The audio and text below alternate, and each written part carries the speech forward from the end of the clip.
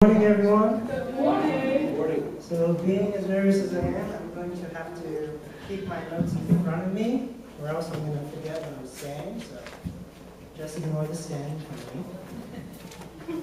So, how's everybody? Good. So, I am your speaker today. Surprise. So, what I've been thinking all week is, why am I giving a sermon? This time, last Sunday, there's a youth service next Sunday. I was thinking, oh, I'm going to enjoy a sermon from maybe Sammy or Samuel or Dean or Dan. Did not expect it to be me. But I decided to do a sermon because I thought there is something that I can give as a message that can be valuable for the community. And somehow I didn't actually know what that message would be until last night. So this will be that message. So thank you for being here, being with this community. Thank you to Jean, Sammy, Jean, Sammy, Stephen, Marina, and Tom for doing the music. I appreciate it. And without further ado, I will figure out what I'm trying to say. So first off, what I mentioned earlier is how I always, last week, I was thinking it'd be someone else giving a sermon. And I recognize that now as I'm always hoping someone else would take the responsibility. I did not volunteer to come up here when I was asked. And I decided to go because I thought, I don't want to waste an opportunity that's right in front of me. And this is a good challenge for me. I think this will be good for my life. And what I decided I actually wanted to touch on today is it's kind of like a part testimony about me, but also part about what's going on in the church. And just things that I thought that I could speak about in my heart. One, you guys know I went to NGA. Okay, that's good. It's important. So during when I was in NGA, something that stuck with me, I was a captain for when I was a second year in NGA. And when I was a captain, one of the things that I enjoyed doing was setting up communique for my team. And because I like reading books, and on NGA I read a lot of books. And one of the things that really stuck with me was a book about weaknesses and strengths. Because all of us here are different people, we all have different experiences, different characteristics. And me, when I look at myself, I think I'm more one of the shy people here. So why am I up here? I don't know. But what I realized from the book is that everybody has these characteristics about them. And oftentimes we see them as weaknesses. Like, oh, I'm shy, or I'm impatient, or I'm irresponsible. But a lot about growing up is turning these weaknesses into strengths by utilizing them, because everything is two sides of the coin. And I may be shy, but that's because I'm also very reflective and intentional about what I do. And there may be people who are irresponsible. I'm not looking at you, Jack. But that's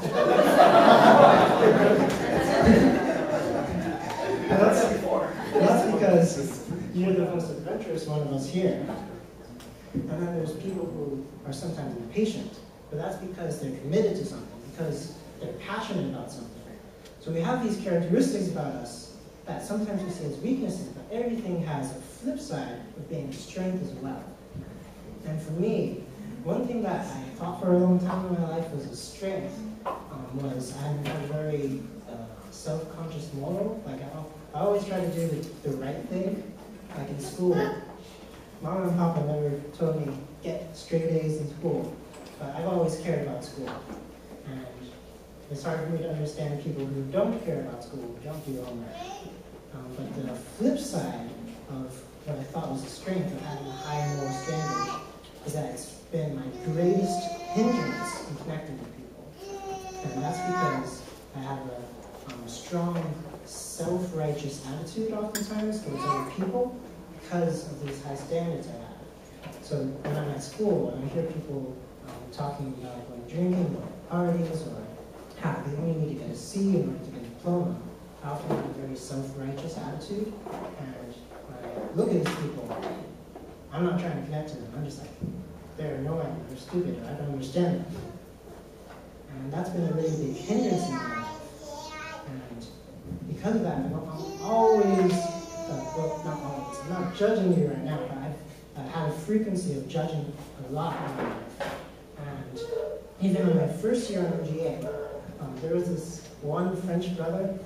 He spoke very little English when he started MGA, and he was a big troublemaker. He would spray people with the hose. And when we went fundraising, he would sleep in the van while we were eating. Those French people.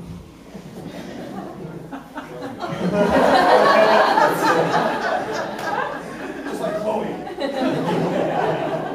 No way, it's German American. And I ended up having to work with him later in the year for a family workshop. Both him and me, we didn't have any family coming. And so we were both going to be staff for the family workshop on the MGA and also Fusion. And I remember when I was having to work with him, I'm like, I don't want to work with this guy. I don't want to negotiate with this guy. He's too lazy. I don't want to do anything with him. And I ended up making a video of overall summary video of the family workshop, all by myself, staying up late into the night, which is kind of a good achievement, but it's not something I'm that proud of.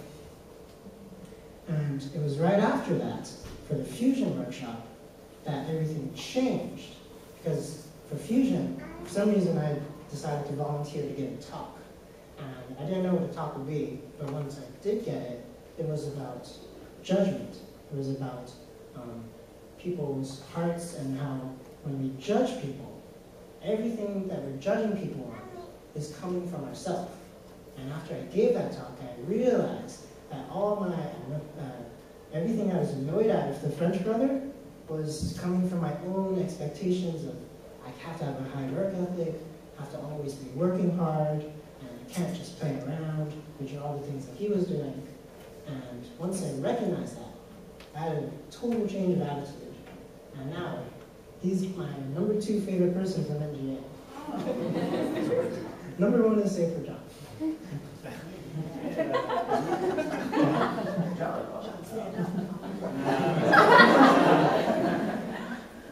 So everything changed once I did that talk, and I was able to recognize that all my judgment was coming from myself, from my own guilt, about my own mistakes, about my expectations to be better than I could actually perform. And once I recognized that, I was able to change my attitude and how I went about connecting with people. So that was in Fusion. And then, so this was a really big realization for me. And when I came back from MGA, I remember coming back and thinking, where is everyone in church? Because when I came back, there was, Sunday services were a lot smaller than I remembered. And I remember thinking, how did so much change in 2 years? This is all because of the incident of Engineer. And I remember when that happened, I was very confused because everyone was very angry at her. And I remember talking to my dad, like, didn't she do a lot? She brought a lot of energy to our nation. She brought the youth together. People were coming together for national workshops. And I remember how, despite all that, we hated her off, kind of thing. So I was really glad when she was able to come back and for the, what's it called, home concert. And we were able to welcome her without ill will. So that was very meaningful to see. Even if you don't like her per se, we can at least welcome her without ill judgment. Because all of us make mistakes, right? And I think the most confusing part of that incident was, I was thinking how we're the unification church, right? Our church is about unity. And all of a sudden it seems like we're fracturing into a church around this person, a church around this person, H1, H2. And I remember thinking, why are we splitting up? Or why do we have such resentment towards each other? And just being really confused about that because we're the unification church. We're about unity. We're about reciprocal unity action. we're about loving the people around us. So that was a big shock to me when I came back. Because the thing I realized about judgment is that judgment is about taking yourself, putting yourself back, and looking at other people and putting them lower in positionally, looking down on people, judging people to be this kind of person, that kind of person, labeling them, categorizing them? I don't know how you say that word. Categorizing them.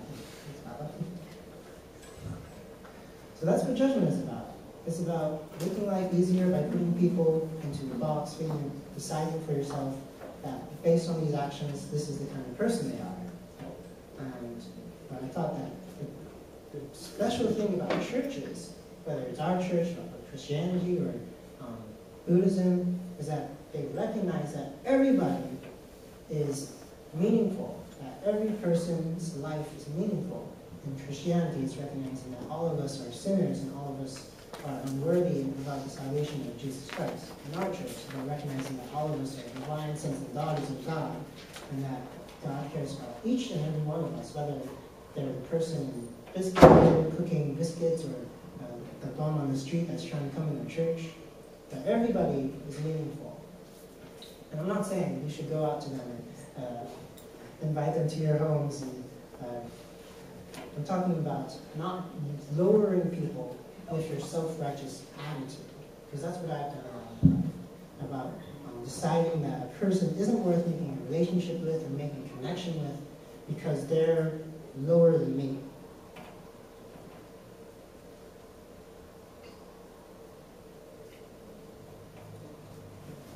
Do you guys remember seeing Jesse Edwards a couple weeks ago? Yes. Mm-hmm. Yeah, Jesse Edwards is quite a guy. Very God-centered. And one of the great things about him is he treats everybody with love and accepts them as a son or daughter of God. And he was telling stories about how he would bring prostitutes from the street into the church. And even though church members are saying, hey, why are these people in the church? He was saying, where's a better place for them to be than a church, than here with God? And they end up becoming ministers and turning their life around. So that's what getting rid of our self-righteous attitude is, right? I didn't feel any of that with Jesse Edwards. He had a lot of love and a lot of letting go of judgment.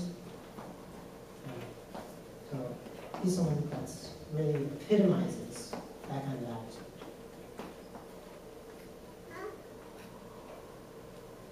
And I think that's really important right now when our church is under such pressure, and such changes,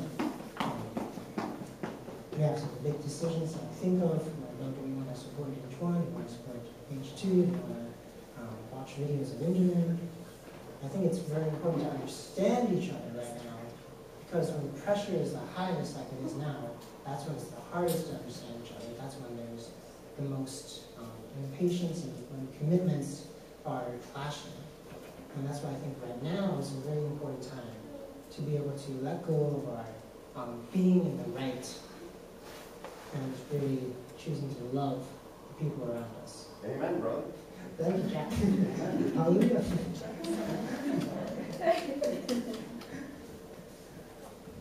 So, I'm going to surprise you. This sermon is going to be really short, actually. So I'm not going to try to stretch it because I already said a lot of what I wanted to say, and I don't want to go on just because of an expectation or obligation. But the point, I guess the conclusion to the sermon is that all of us are going through life. Life is a journey, and life is a journey full of mistakes. And all of us here have gone through our experiences, gone through our own failures, our own weaknesses, and that's no reason to hold it against each other or ourselves. When we make a mistake, we don't let that mistake define who we are. It's just one experience and a huge culmination of experiences. And so, pretty much, since life is a journey, and we're all in this together, and we're all going through our mistakes together, let's be able to accept each other, even with our flaws, even with what we deem as weaknesses right now, because these weaknesses that we might see in other people are actually the greatest strengths, because these strengths can really come to occur once people can feel safe, once people can feel loved. That's when they're able to turn their weaknesses into strengths, and they're able to take their impatience and turn it into action for something to be passionate about. And they can take their responsibility and be adventurous in something they want to do. And they can take how they're shy and stand up in front of a bunch of people and give a meaningful message. Thank you.